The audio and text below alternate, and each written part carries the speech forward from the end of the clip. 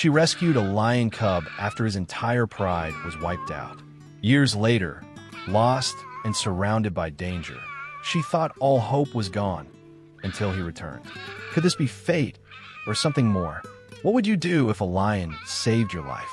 Comment below. The savanna stretched, an ocean of verdant grass punctuated by the golden whispers of autumn leaves. Majestic acacia trees, their flat tops iconic, cast generous shadows under the relentless African sun.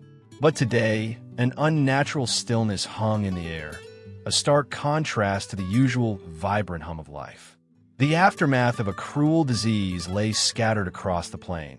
The lifeless forms of a lion pride, their powerful bodies now mere husks against the living green. Amidst this desolate tableau, a flicker of movement. A tiny, 1-week-old lion cub, barely larger than a house cat, stood precariously on the flank of its mother. Its small body trembled, a fragile testament to life amidst the overwhelming presence of death. A faint, heart-wrenching mew escaped its tiny throat. Ranger Meredith Shaw, a woman etched with a quiet strength and a sorrow that lined her gentle features, discovered the scene during her routine patrol. Her breath hitched in her chest. The sight of the tiny lion cub, so utterly alone and vulnerable amongst the silent giants, pierced her deeply. Around it, the scattered remains of the pride painted a grim picture of swift and merciless demise. The soft, almost bird-like cry of the lion cub resonated within her, stirring a deep and personal ache, a vivid echo of her son Liam's frail cries a year ago, before the illness claimed him. Without a moment's hesitation, Meredith carefully scooped up the trembling lion cub, cradling its small body and wrapping it in the emergency blanket she always carried. Back at the ranger station, the tiny lion cub received the immediate attention of the station's veterinarian. Meredith watched, her heart aching with a familiar tenderness, as the vet gently examined the fragile creature. She offered the lion cub warm goat's milk from a bottle, her hands trembling slightly. The act of nurturing this vulnerable life brought a bittersweet wave of memories. Each swallow of the lion cub took a painful reminder of Liam's last, weakening breaths. Unbidden tears would sometimes trace paths down her cheeks as she cared for the small orphan. Days bled into weeks. The lion cub, gaining strength with each feeding, began to explore the small enclosure. It wobbled on unsteady paws through the short grass, chasing after errant insects with clumsy enthusiasm and testing out its first tentative purrs and playful growls. Meredith named him Keto, a Swahili word meaning precious. The local villagers and other rangers observed the unusual situation with a mixture of awe and apprehension. Whispers of caution followed Meredith. Lions are not pets, Mama Meredith.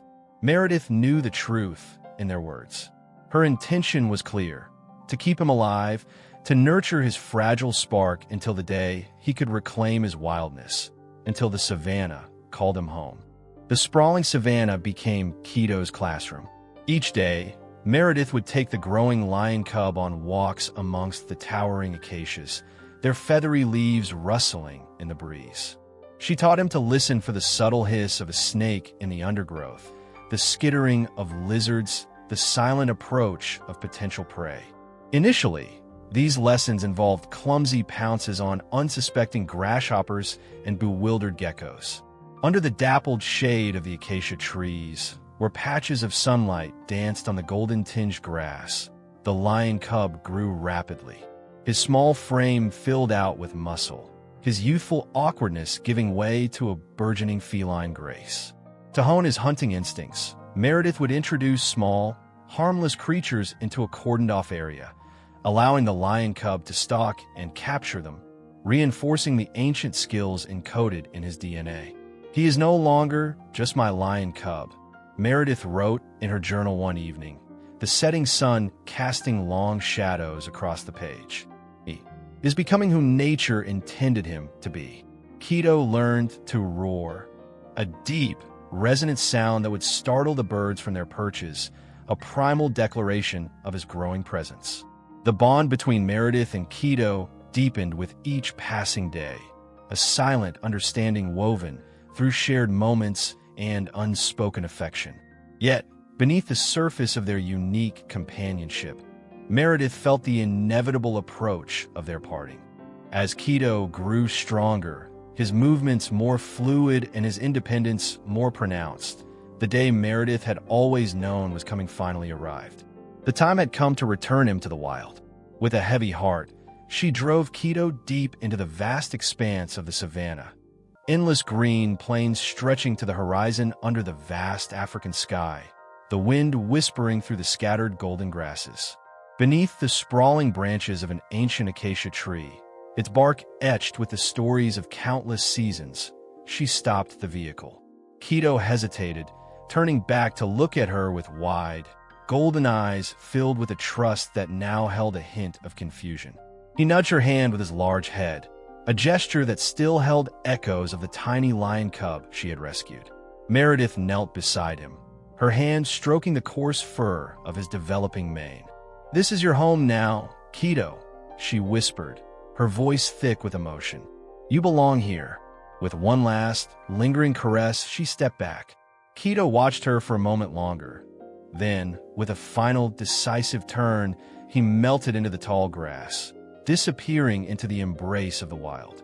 Years spun by, marked by the rhythmic cycle of the savanna, the lush green of the rainy season giving way to the sun-baked gold of the dry months. Meredith continued her patrols, her gaze often drifting towards the distant horizon, a silent hope flickering within her for a glimpse of tawny fur. Sometimes, in the shimmering heat haze, she would imagine she saw him, a solitary lion perched majestically on a rocky outcrop or sprawled in the shade of an acacia. But Keto never approached. Stories, however, began to circulate through the local villages, whispered tales of a lone lion who hunted cleanly and efficiently, posing no threat to livestock and exhibiting an unusual wariness of humans. A small, gentle smile would touch Meredith's lips each time she heard these accounts. During a routine patrol, Meredith investigated reports of poachers' snares near a sparse acacia woodland. Her old Land Rover, a faithful companion for years, finally succumbed to the rough terrain, breaking down miles from the ranger station. With only water, her radio, and a small flare gun, she had no choice but to continue on foot. The familiar landscape of green and gold grasses took on a new, ominous feel as dusk began to paint the sky in hues of orange and purple. Suddenly, a pack of wild dogs emerged from the tall grass, gaunt, their ribs showing, their eyes gleaming with a desperate hunger. Their barks escalated into frenzied yelps. Meredith recognized the chilling signs. They saw her as prey. She backed away slowly, her heart pounding against her ribs, but the dogs fanned out, their movements swift and predatory, preparing to lunge.